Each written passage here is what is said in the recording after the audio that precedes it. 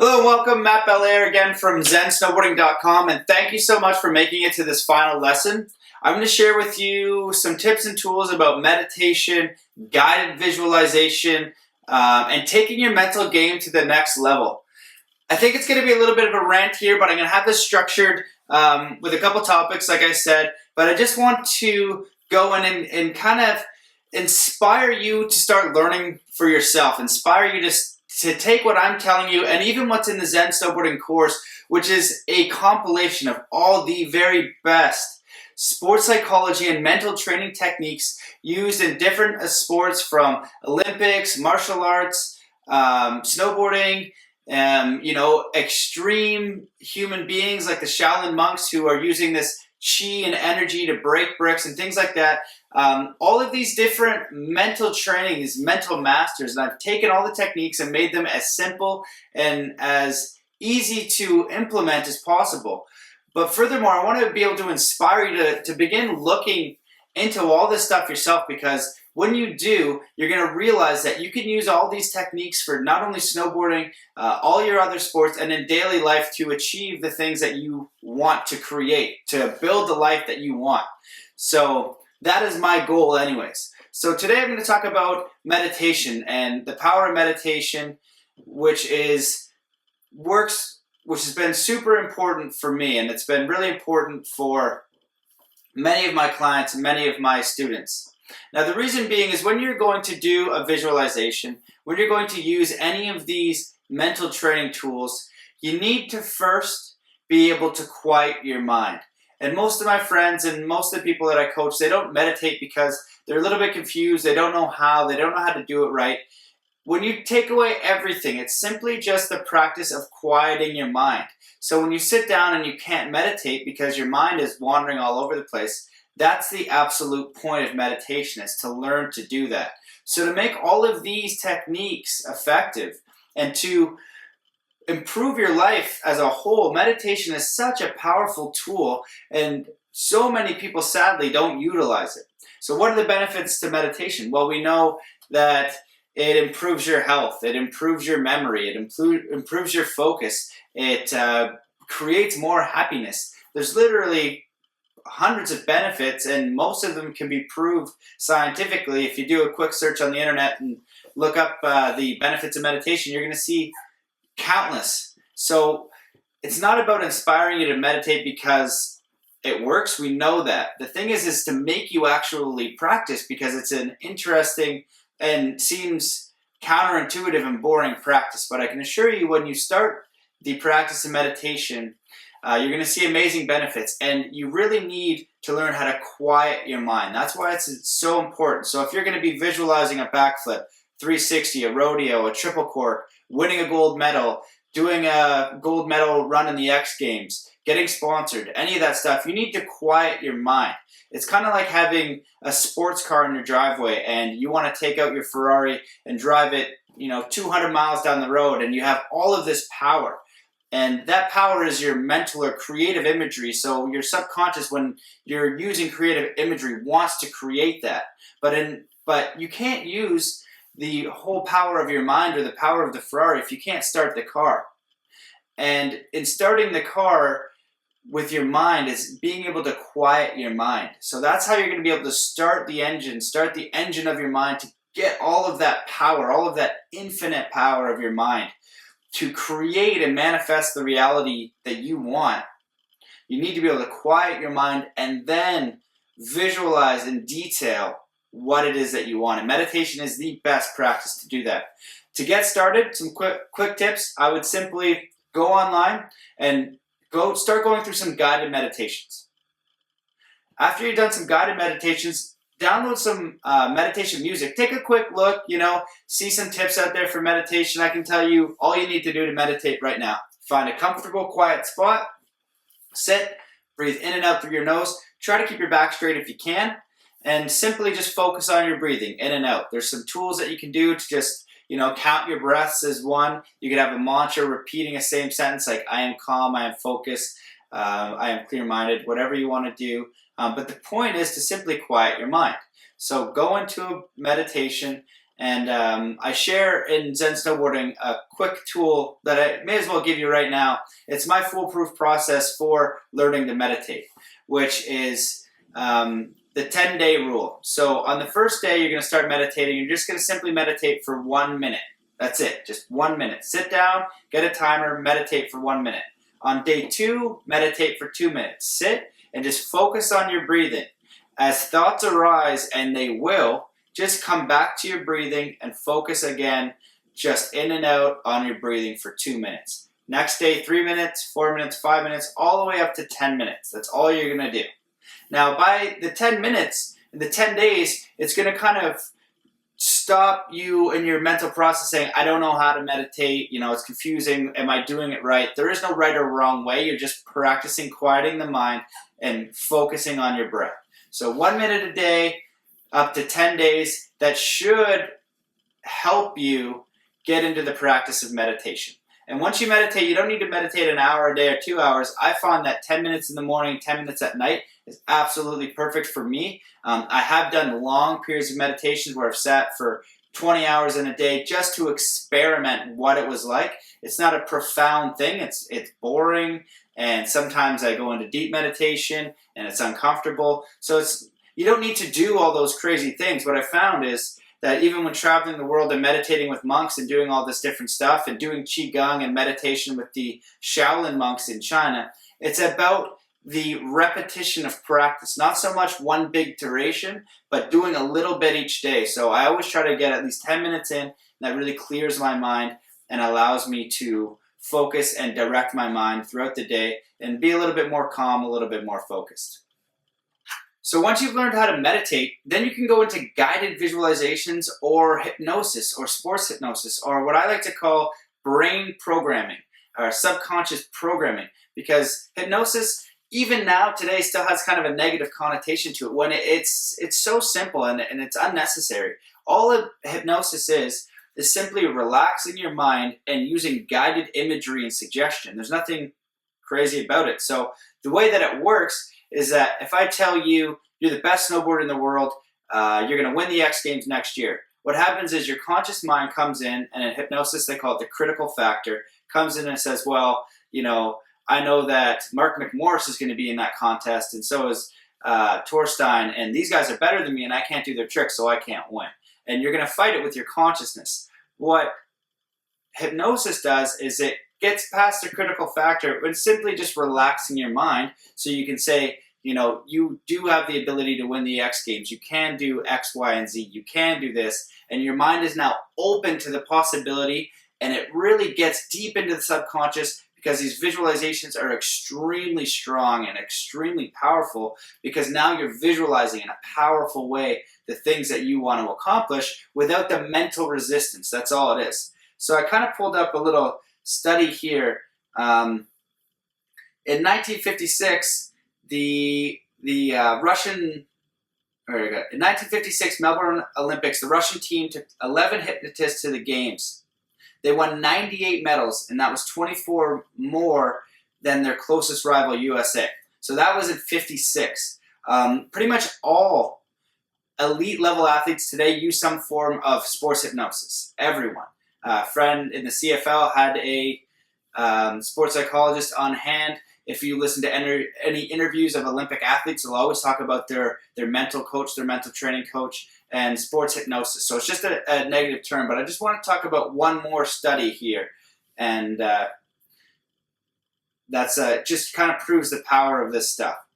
Okay, so in this article, I just pulled off, it's a sports psychology site. It says, by the 1970s, the Russian government had funded nearly 30 years of research on how to create the perfect athlete. The Soviet research itself was motivated by the Russian observation of how Holocaust survivors during World War I and II were able to continually renew their strength in the harshest of times and the worst of treatment.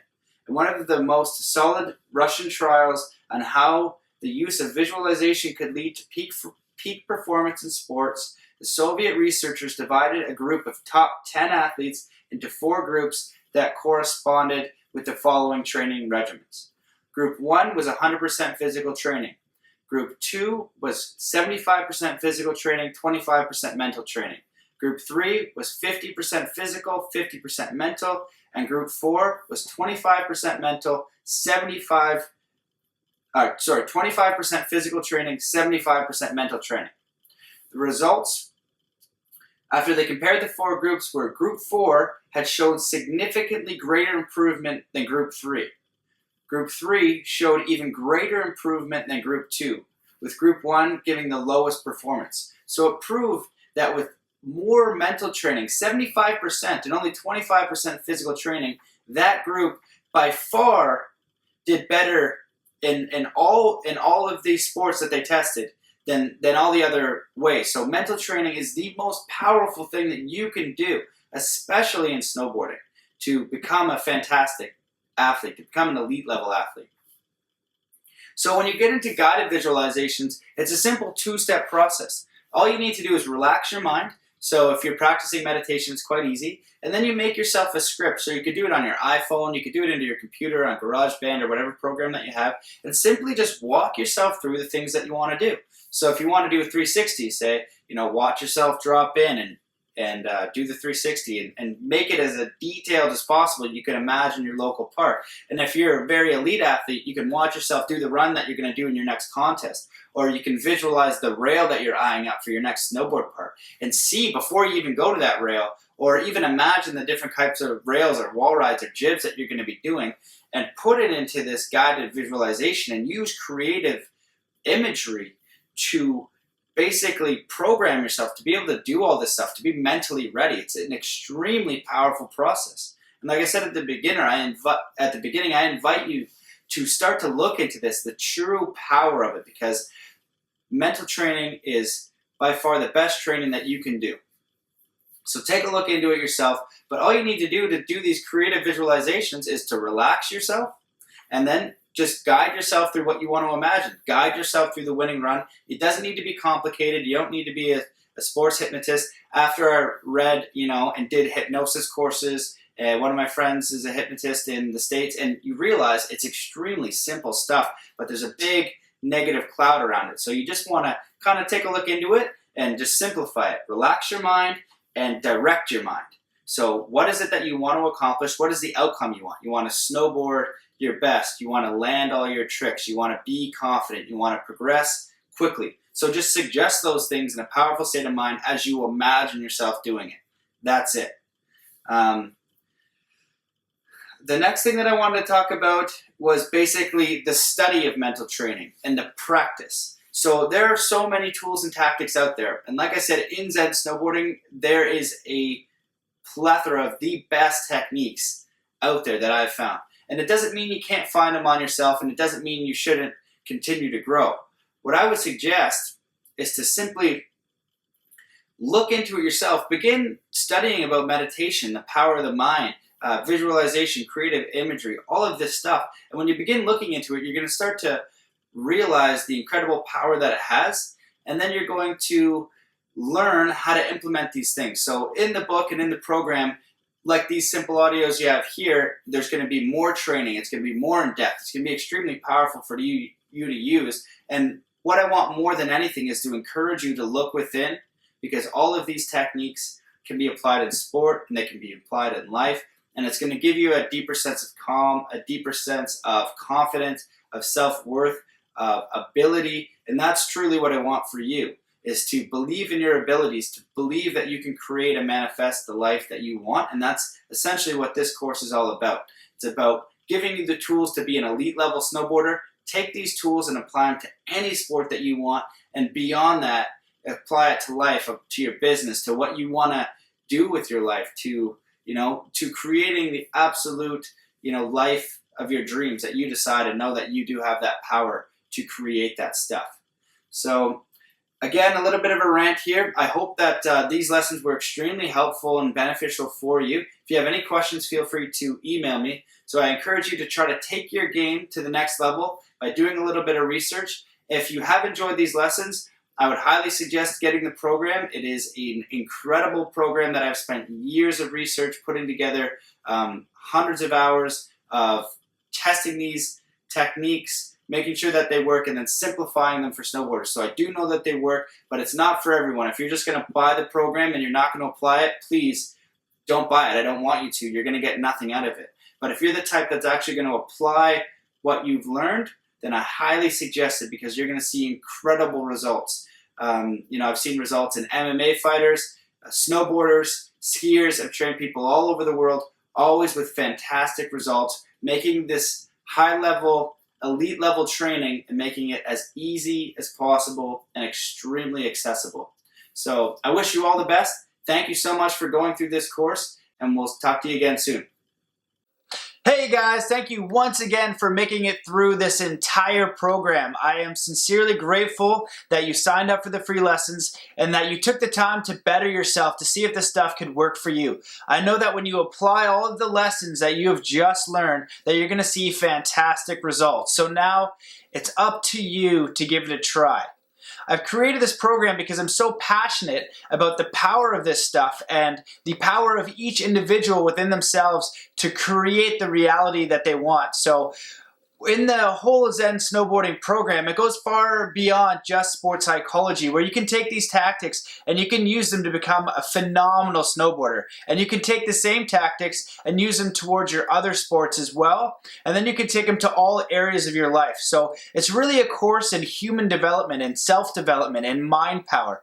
And in the entire program, it's over 200 pages full of all of the best techniques that I've learned over a lifetime, traveling the world, spending time at a Kung Fu camp in China, researching meditation, visualization, self-hypnosis, neuro-linguistic programming, visualization, basically anything that I could get my hands on that was going to teach me about myself, how to achieve my fullest potential, how to use my mind and my intention to connect with myself, to the spirit world or the infinite or the unseen. And what I've realized is there's a lot of research supporting all of this stuff now. So you can, there's studies on visualization, there's now studies proving the power of meditation. So more than you becoming an amazing snowboarder, which is what I really want for you, the snowboarding course is more a course in self-development. So in the program, there's tons and tons of useful techniques that you can apply instantly. So this was just a small sample. There's tons more, and it's also supplementary audios that you can just listen and get amazing results. There's going to be worksheets. There's going to be supplementary training videos. So it's a very, very in-depth course on sports psychology and human development.